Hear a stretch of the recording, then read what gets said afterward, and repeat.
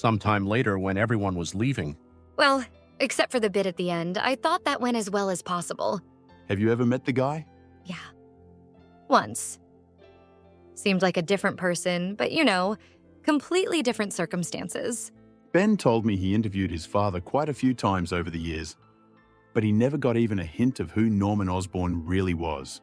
Billionaire businessman, ruthless competitor, founder of Oscorp Industries, and loving father. You never know, I guess. I guess? Maybe. Anyway, you guys headed back home? Okay. Minus any major crises, I'll be home in a bit. Yeah, let's go, kids. Bye, Dad. later, Peter and Uncle Ben return to the Daily Bugle. As they enter, Peter asks in surprise. What the? They and the other employees see J. Jonah Jameson arguing with the management in a glass office. As he walks out, he shouts, I quit. Uncle Ben, watching J. Jonah Jameson, says to Peter, Go to your desk, Peter. Keep your head down. We'll catch up later.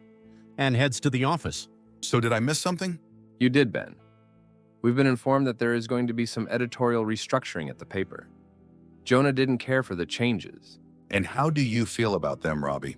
I'm 2 years away from maxing out my pension, and I feel like that would be a good idea. Sure, we all got to have something to fight for. Mind if I ask what the changes are? There is an ever-increasing number of complaints from our advertisers about some of our more inflammatory content. Specifically, and I apologize for bringing this up today, they are uncomfortable with how dogged the Bugle is being while looking into the Stark terror attack.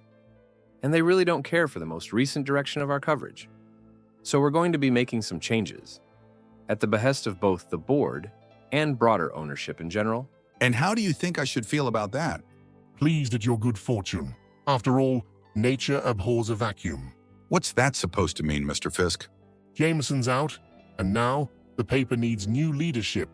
You are the obvious choice.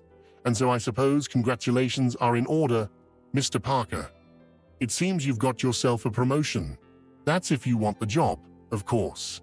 And if you can toe the line. Uncle Ben smirks and silently walks to the elevator, where J. Jonah Jameson is already standing with his work belongings. So what are we going to do now? Later, as Mr. Fisk was getting out of the car, it exploded. No one was killed. It was the Green Goblin.